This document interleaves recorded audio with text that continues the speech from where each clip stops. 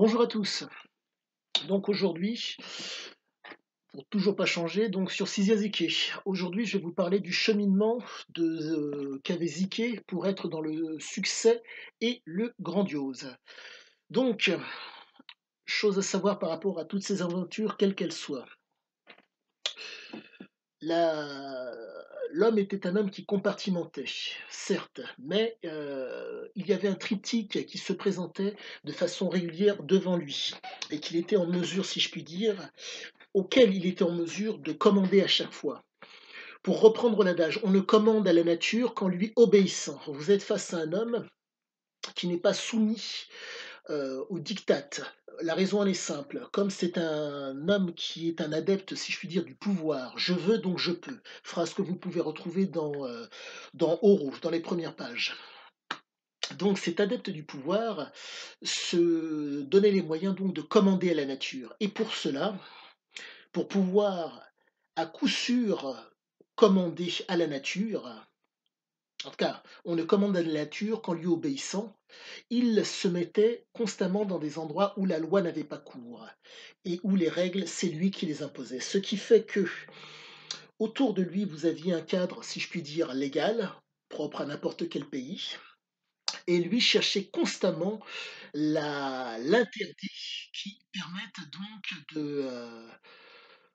le plaisir.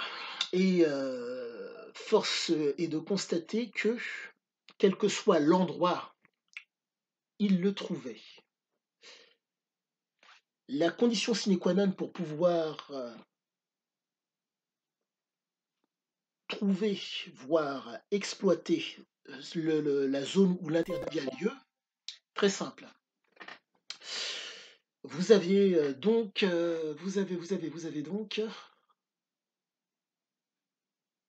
d'abord l'une des premières étapes, réfléchir, décider, diriger, conduire et être soumis.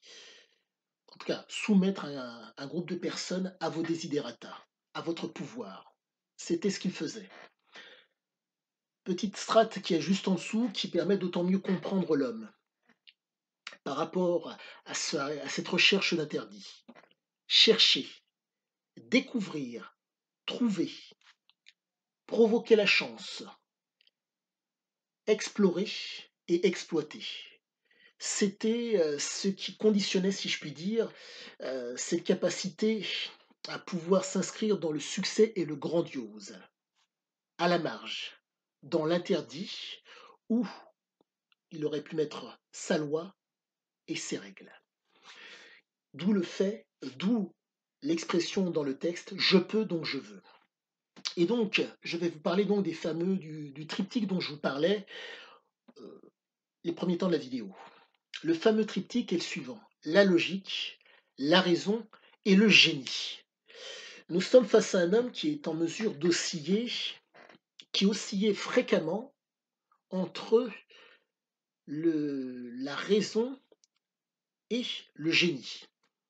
La logique fait que, qui est commune à tout le monde, deux bras, deux jambes, une tête, mais par contre, au niveau du raisonnement, ce n'est pas forcément la même chose pour tout le monde. De par ses antécédents familiaux, père albanais légionnaire, mère grecque ayant voyagé de par le monde, il a eu une construction mentale très, je ne dirais pas particulière, mais il a eu une construction mentale qui fait que, étant natif du Maroc, pardon, étant né au Maroc, il a eu une construction mentale avec, certes, des latins, mais qui n'étaient pas en Europe, mais en Afrique du Nord. Et ça a amené quelque chose de très particulier, une imprégnation, une vision un petit peu différente, je ne dirais pas différente de la moyenne, mais si vous voulez, sa neuroplasticité a été extrêmement sollicitée. Le cadre familial dans lequel il était composé de deux frères et ainsi qu'une sœur. Et le fait est que je ne sais pas le combienième dans la famille il était, mais force est de constater que ça a amené quelque chose de particulier, cette sphère familiale. Le père légionnaire lui avait donc inculqué le fait de toujours être offensif face à l'adversité, qu'il soit donc à son avantage, ou pas. Ce qui fait que vous avez un homme qui, de par ce cadre, je ne dirais pas rigide, mais absolument normal, de par l'imprégnation que la Légion a eue sur son père, fait qu'en sortant du cadre, les lois et les règles, c'est lui qui les faisait. Tandis que chez lui, c'était son père qui donc dictait la loi. Et donc vous êtes face à un homme qui, quand la liberté s'est présentée, et pour reprendre les propos du texte, dès que j'étais en âge de courir plus vite que mon père, plus personne ne m'a donné d'ordre. Et force est de constater que le texte a l'air de se tenir. Les textes ont l'air de se tenir. Euh, il faut savoir que les prises de substances permettent, pour nombre de gens, cela dépend des substances, pardonnez-moi, il apprécie les substances psychostimulantes, font que, au niveau spatial et temporel, vous, je ne dirais pas vous êtes mieux, mais si vous voulez, la perception n'est pas la même. Dans le cas de la prise de cocaïne, dans Oro, hypervigilance et diminution de la fatigue, et l'énergie était d'autant plus là. Mais cette liberté qu'il appréciait tant et qui, à la marge, compte tenu du fait que dans le cadre familial, il y avait des lois, et en dehors du cadre familial, il y avait sa loi, font que il a repris le nom de son père, ayant repris le nom de ce père qui dirigeait. Il a voulu se faire dirigeant, à la marge, puisque la première chose, comment dire, là où il a pu s'exprimer les premiers temps de sa prime jeunesse, c'était uniquement à la marge. Le père lui a plus ou moins montré cet exemple pour être ce qu'il a été. Donc, il dirige à la marge. Et donc, j'en reviens au triptyque dont je vous parlais. Logique, raison, génie. Quand vous êtes à la marge, les hommes sont là, que vous le vouliez ou pas. Certains sont là. Il vous faut donc, pour pouvoir subvenir aux besoins primaires, manger, boire et copuler, que vous ayez, comment dire, des gens valables qui vont vous permettre donc de pouvoir satisfaire aux besoins primaires. Mais quand vous êtes à la marge, vous êtes dans une perspective de performance et de survie. Et force est de constater que vous devez avoir des gens valables et vous devez assurer. Jean-Charles Ziquet, son vrai nom. Au décès de son père, il se fait appeler Cisia.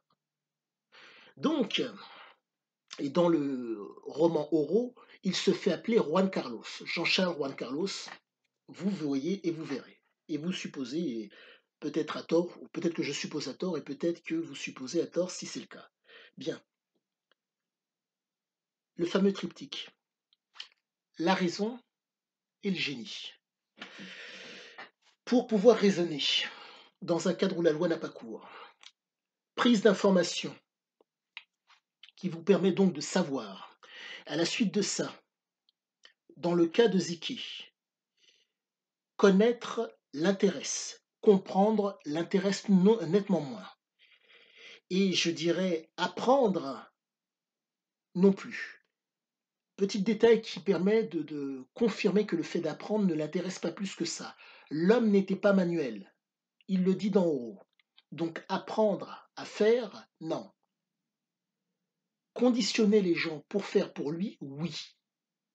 C'était sa très grande force. Donc, compte tenu du fait que les besoins primaires, manger, boire, copuler, par le biais d'un billet, il était en mesure de faire en sorte que les gens qui étaient sous sa, pardon, les gens sur lesquels il les gens sur lesquels il avait arrivé à asseoir une autorité, étaient prêts à faire ce qu'ils disaient ou à faire ce qu'ils étaient, comment dire, à être compétents dans leur domaine de prédilection. Par exemple, n'étant pas mécanicien, dans la lagune de Shokaoka, il fait venir un mécano. Il le paye pour faire le job.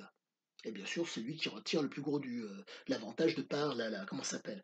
De par le fait que les hommes travaillent et trouvent l'or. Mais bref. Et force est de constater que il était en mesure donc d'osciller, si je puis dire, je me répète, entre la raison et le génie. Il faut comprendre que, pour pouvoir être dans le génie, momentanément, il vous faut à tout prix, transgresser nombre de choses. Une capacité pardon, il vous faut une capacité à me transgresser. Donc un espèce de courage, une espèce de vigilance et une espèce si je puis dire, de bien-être que le fait d'aller dans le génie, est susceptible de susciter. Pour cela, il est nécessaire de réfléchir par soi-même. C'était le cas de Zeke. Autre chose, être en bonne intelligence avec ce qui vous environne. En un mot, réussir à asseoir une autorité sur des hommes qui vont être logiques. Et c'est vous qui allez raisonner. Vous raisonnez et dans leur logique et donc dans leurs compétences, ils vont vous suivre. On ne commande à la nature qu'en lui obéissant. Les hommes, dans leur logique, étaient soumis à leur nature. Il est allé dans différents endroits avec des cultures complètement différentes. Connaître, si je puis dire, ces cultures ne l'intéressait pas plus que ça. Les comprendre, pas plus que ça. La seule chose qui l'intéressait, c'était l'aspect, si je puis dire, dopaminergique. Le plaisir. Le plaisir par l'action, dans l'interdit. Ceci explique cela. Donc, en espérant que mon explication actuelle de ce que je comprends de Siziazike et si je puis dire de Oro, de Paoro Dietsara vous a plu, appelez-moi, le pouce, abonnez-vous, à bientôt.